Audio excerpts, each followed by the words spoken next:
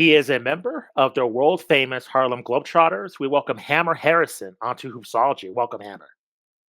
Hey, thanks for having me, Justin. Thanks for coming on to the show. Really appreciate it. When we started this podcast back in 2020, we really wanted a member, one of the members of the Harlem Globetrotters on our podcast. So it's a pleasure to have you. So we Mhm, have a tradition on our show where we break down, the mainstream basketball topics, but we also get to the love of the game of basketball. So our mhm, first question we like to ask our guests is, what is your first basketball memory or your favorite basketball memory? However you want to take it, it's your prerogative. mhm. Well, growing up, my dad, was always a basketball fan, and I remember having some VHS tapes, and he used to record all the Jordan games. So I remember always popping in that VHS and watching Jordan play. So that's when I first fell in love with the game, was just watching it on TV before I even bounced the basketball. So, what made basketball so distinct to you and make you fall in love? I mean, you're super athletic. You could have played probably any sport you wanted to. Like, why basketball? And why does they stand out to you? And you pursued it to where you're at now. Like, why this sport compared to other ones? Yeah, I think it's just based on the environment I grew up in. I'm inner city kid, Brooklyn, New York, and basketball was always accessible. I mean, you just get a ball and you go to the courts and you just work on your game. So the fact that I knew all I needed to do was get a basketball in my possession and just be in the lab every day and work on my craft, I knew I would eventually get better and better to the point where I can be a professional. So that's where I'm at now. No, that's awesome. How did you become a Harlem Globetrotter? I'm very curious about the process, how they pick the players, how they lay out the roster. Please go into as much detail as possible because I'm sure it's different than like your NBA team or a college squad. Like, how does it work in terms of being a member of this prestigious club that is very elite in terms of the basketball world? Mhm. Well, good question. Everybody' path is different. For me, I was a late bloomer. When I was 11 years old, I had an accident where I broke both of my legs, and actually didn't start playing basketball till I was about basketball seriously till I was about 16 years old. So that's when I kind of took it serious and knew this is what I wanted to do for the rest of my life. And eventually, I didn't play high school basketball, but I walked on to my junior college, played at Sullivan County Community College. There, we went undefeated, won the national Division III NCAA national championship, 34-0. And that got eyes on me, scouts to go on to Hampton University, where I played 2 years there. And right after I graduated, the Harlem Globetrotters was right there. I played a lot of, you know, um, inner city basketball at Rucker Park, pro city tournaments and stuff. So I was kind of like in that realm already. And one of the scouts saw me and just invited me to a tryout, and I just did my thing. When it comes to being a Globetrotter, they look for the best of the best. I played Division I basketball at a high level. I'm super athletic, and overall just a great person. And of course, all the entertainment aspects, the tricks and stuff like that. You kind of learn that along the way, but the solid foundation was being a good person. And because we're ambassadors of goodwill, so being a good person and being a great basketball player was the two things that stood out with me. So you mentioned you played at Rucker Park, and Mhm. for those that are very casual basketball fans, can you kind of explain the importance of Rucker Park? Like, I think it's one of Mhm. like just a religious reference, kind of like the Mecca, but for basketball. Like, I think it just has Yeah, that much meaning to the game. So, can yeah. you kind of I lay mean, out any memories playing there, or just how the importance of this, competing there? yeah. I mean, it's just basketball in its rawest form. You in the streets, playing on concrete, with screaming fans and everything. It's kind of like, I don't know if I related something. It's like maybe like battle rap and hip hop. It's just that raw form where you can go out there and like it's not only to just win a game, but you want to prove your dominance on the court. So I just grew up in that environment. It just made me super competitive, to always want to go out and bring my best. And then having a shift joining the Globetrotters now is like, man, like not only do we want to win this game, but we want to entertain this crowd, entertain these fans. And I think that's like one of the biggest qualities that I've learned of being a Harlem Globetrotter is, when to turn it on, when to turn it off, and know that, we're not just there just to win this game, but we're trying to create memories that last a lifetime. So, can you kind of compare the dynamic of what you do on the court with the Globetrotters compared to what you did with your college career, like in terms of the Mhm. entertainment value? Because I think for me, when I was in high school and middle school, really, I watched a lot of the Globetrotters that came on TV, but also the AN1 mixtape tour as well. And I think there's Yeah, like a huge distinction between that and what we see on like a regular basis, whether it's the college or just pros. Can you kind of explain that dynamic and which one to yeah. you is more satisfying and which one to you do you think kind of plays into overall basketball culture?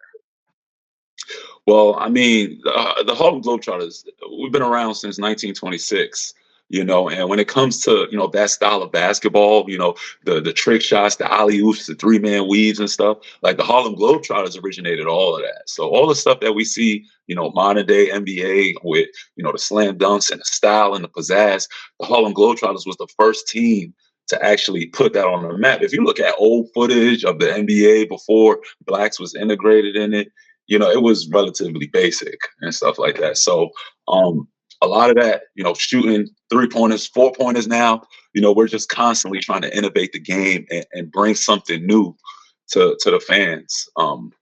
For me, I did grow up with N1 and I grew up with the Globetrotters. So, they both went hand in hand, but just knowing our history and how long we've been around just goes to show the type of impact that we have on this world of basketball. So you mentioned innovation. So I want to ask if Yeah. there was one innovation that you currently participate in with the Globetrotters, which one do you think would carry over best to the NBA, the college Mhm. game? Which how do you see kind of basketball evolving in terms of what we see on the pro level? Because we're seeing a lot of innovation even with Big Three. There's a lot of ideas going with the Elon Yeah. ending with TBT. Like there's a lot of ideas being floated around that we've seen after the Yeah. NBA implement. Which one do you think is the best moving forward? Well, I mean, I guess the obvious one is our 4 point shot. We started that in 2010. We actually we started off with like spots where it was like circles, I guess similar to what the Big Three has. And we did that in 2010 before the Big Three was even around and stuff.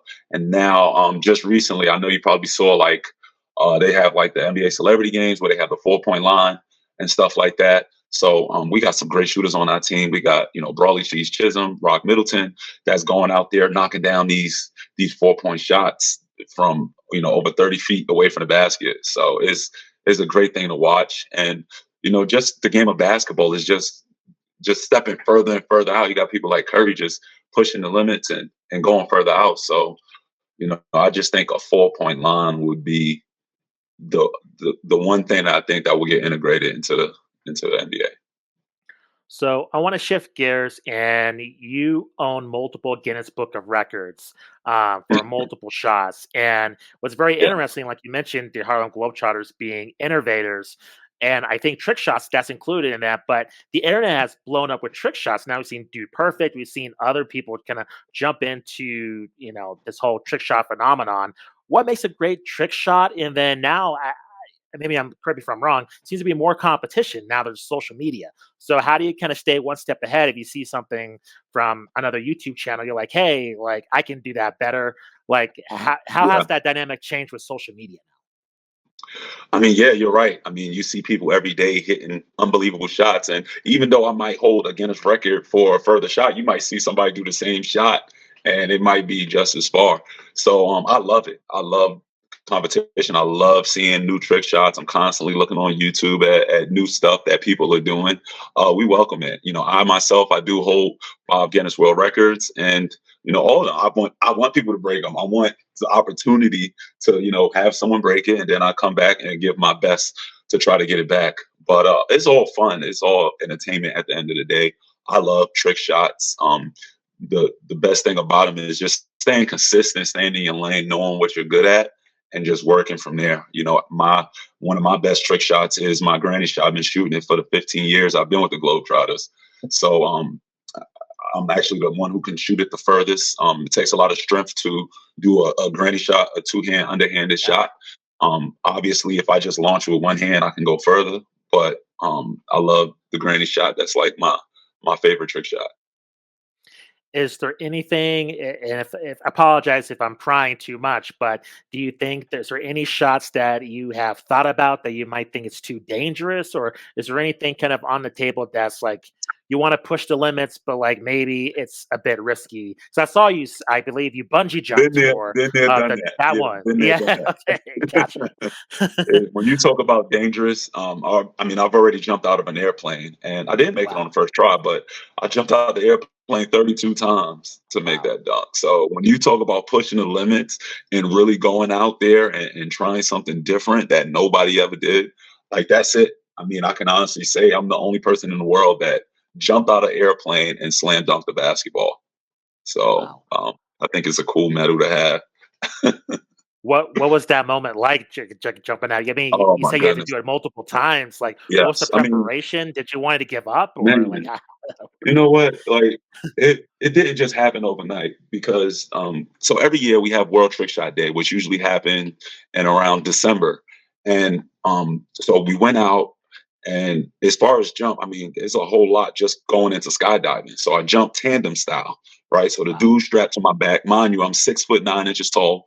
So so when he's strapped to my back, the only place we could be is in the air because if I was walking, he'll be like a backpack. But so the first day we jumped out about 6 times.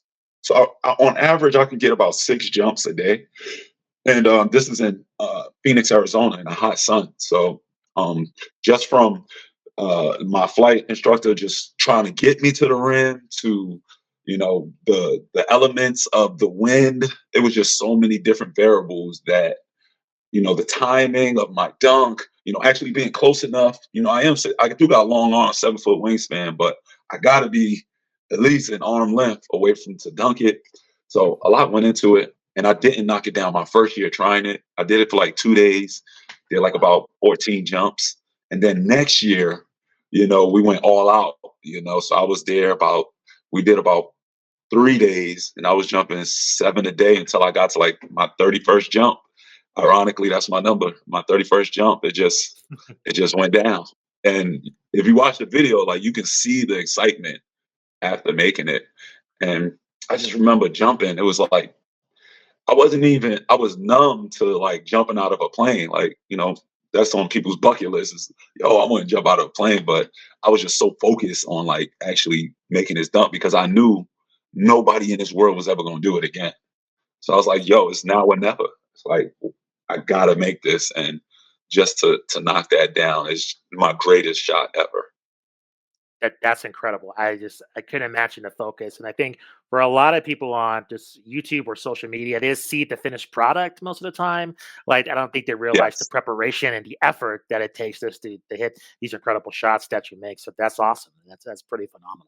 Yeah, I thought it Um, was amazing. When I first when I first did it, I was like, people say, "Yo, you did it on first try?" I'm like, yeah. I was like, you know what? No, I didn't. Like it took work. It's not that easy, yeah. because if I'd have been on the first try, it would have been too easy. So I take pride in knowing that I had to actually put some work into actually achieving it. It just felt that much better when I made it. So I want to transition and move on to your experience actually on the court. Can you kind of take us through like a typical game day? Like, what is the preparation like compared to when you were playing your college days? Is it the exact same thing? Like, what do you do in terms of practice? Like when the actual game starts? Any kind of, Mhm. I guess, impromptu moments that have had to make you change what you're going to do in the game? Like, can I tell us about like a typical day in terms of actual game day and the show you put on the floor? Absolutely. So me, I'm actually the showman on the team. So I'm like the metal art, the Sweet Lou Dunbars, the Big Easy Loftons of the team. So I'm usually mic'd up the whole game, interacting with the crowd, playing basketball at the same time, running up and down the court, eating your kids' popcorn and stuff like that. So we get a chance to practice every day before the game. So people normally don't know we get to the gym at 3:30. Our average games is at 7 o'clock p.m. So we do about hour and a half to 2 hour practice before the game. There we're working on, ball handling drills, trick shots and stuff. Just going over our game plan for the day. Me mentally, obviously being the showman, I take my own steps mentally, doing research on maybe top restaurants that they like to go to, maybe rivalry schools, rivalry cities, maybe elementary schools. I like to connect and let them know, like, I did my research. Like, just because I'm visiting Shreveport don't mean I don't know nothing about the area. So I just came from Orlando's, so I'm in the game. I might be with a kid, letting him shoot a shot, and I might be like, "Yo, like you gotta hurry up because after the game we gotta go to Orlando's to go eat." Orlando's Cafe is a famous, restaurant here and stuff. So I love to introduce things that connects with the audience because at the end of the day, that's all it's about is connecting with our fans. No, that's pretty incredible, and I bet the Mhm. audience really appreciates that because they're not Yes. only watching the product, but also there's you can establish that connection, so it makes them more Mhm. invested to what's going on the court. That's pretty incredible. Absolutely. So and then after the game, so we played 2 hours, then after the game we always have an autograph session. That's my favorite part of the game because now I get to connect with you, on a deeper level now. Now it's, hey, what's up? Oh, it's your birthday. Man, I thought you looked older this year. Hey, how you doing? You want a photo? Okay, let's take a selfie. And right there I'm connecting, I'm making my connections with the fans, thanking people for coming out to see us. And even if you go online to our Ticketmaster reviews, you always see people, man, autograph session. They really cared and just showed us a great time. So it's a No. full family experience. I mean, a lot of work goes into it. I mean, that's just from the arena, but I didn't mention the 4 hour travel that we had to do to get to the city. Oh, And then wow. sometimes we got a 2 hour travel after the game. So just with our schedule alone, we play every day. So people don't believe, like, when we go and we're playing in these arenas, like the amount of energy we exert, the amount of care and the intimate moments we have with our fans. They come under the impression that this is maybe our only game of the week, when in actuality we just came off 2 games yesterday. We might have had a double header on a Saturday, coming into a 2 o'clock game on Sunday with a 4 hour play out to the next city after the game, and then waking up and doing it all over again. So I'm grown. I've grown accustomed to it. Like I said, this is my 15th year. Best thing I've ever done in my life was playing with the Harlem Globetrotters, and I wouldn't trade it away for anything. So, what is your favorite moments? Anything that stands out? Anything that's gone wrong, or anything that was like Oh you yeah. had to do something on the fly? Do you have any of those moments you can share? Yeah, I mean, I done had a lot of things go wrong. One time a backboard fell on my head. That didn't Oh my that goodness. went that went real wrong. We was in South America, and I guess the rim was loose. Sometimes they don't like snap the pins on the back of these boards and stuff. So when I dunked it, the thing came down, but I didn't know. So I was going towards out of bounds, and it just like came down on my head, and I caught a Oh my whiplash. goodness. So I was out Oh for like no. 4 weeks. So Wow. yeah, Is that more of an international issue, or is that just any? This can happen at any gym it you could go happen to anywhere. It happened. anywhere. It actually happened in the U.S., but nobody got hurt. It happens all the time. We go through things like that, but we try to test out rims before the games to make sure all that is good and stuff. But on top of that, I would say some of my other favorite moments was going overseas and entertaining the troops, going on these military tours. So sometimes I remember going to Afghanistan, and we're just entertaining the people that's deployed out there, like not even kids. Like, we're staying in tents, and I love those games because it's like, okay, now I can kind of switch up because now I'm playing in an adult audience and stuff like that. So I'm connecting with them, and it's also good to know that they might have been on tour for 2 years away from home and stuff like that. And as Harlem Globetrotters, I mean, we're touring about 6 months out the year. So and we both do it, for America, obviously. So any chance we get to go out there and connect with them on that level and know that, our purpose is to serve, they're serving the country, we're serving the fans, we just connect on a great level. So that's always some of my best experiences is going out there entertaining the troops. Last question for you, Hammer. You've been with this team you mentioned for 15 seasons. What kind of is Mhm. the future for the Globetrotters? What kind of innovative things you want to see? Maybe things that test the limits of the Globetrotters that you've thought of that you maybe want to see implemented in the years to come? Or do you think you're just great with just what's going on now? Like, is there anything that you would like in terms of maybe evolving the concept, or do you think it's fine just the way it is? I mean, we definitely want to keep innovating. This is our 98th year. Like we're about to come up on 100. There's only but so many companies that have been around for 100 years. So Incredible. I love the direction that we're going. Obviously, what we've been doing has always been working, but there's always room for change and there's always room for innovation. VR is a big thing. The whole tech industry. I love the new court that they displayed at All Star Weekend. I would love to maybe have a game on an interactive court or something like that. Or who knows? The Globetrotters might be the first people to play on Mars. That'd be So incredible. With that interactive core, you can do it. So yeah, I mean, we done played on ice. We done played on rooftops of stadiums. We done played on ship carriers, on the ships overseas that carry the flights. We done played on there. It's wherever. We have no boundaries, with the Harlem Globetrotters. We're always pushing the limits, and we're always looking for that next, big thing or big venue for us to play in. no, that's incredible. Hammer, this has been a fantastic chat. Thank you very much for joining us. Can you please let our audience know where they can find you on social media and then where they can catch you on tour and anything else you want to let our audience know as well? Yeah, you guys can follow my socials. I'm on Instagram, Hammer31. I'm right there, and right now, currently living in Tampa, Florida. I'm also a licensed realtor in state of Florida. I'm best in my own properties. I own about 7 properties down there in Tampa, and also do short-term rentals, Airbnbs, mid-term and long-term. So I'm big on that. I have a couple investors that I work for that purchase property in the area also. So if you're an athlete and you're watching this, I encourage you to love the game and take care of it, but also take care of yourself. Build your brand. Um, they say ball is life, but ball is not life. Like life, there's life outside of basketball. There's ways to be around the game, such as yourself, Justin. I mean, you're a part of the game yourself.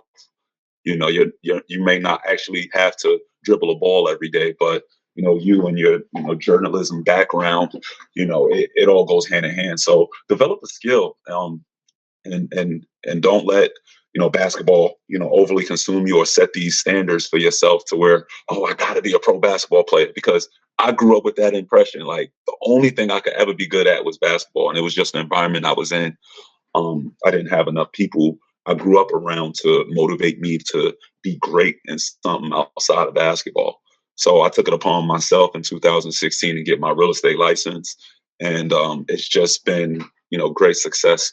For me, for my family, for my friends. The advice I'm able to give, to be an asset to my circle, has just been a phenomenal thing.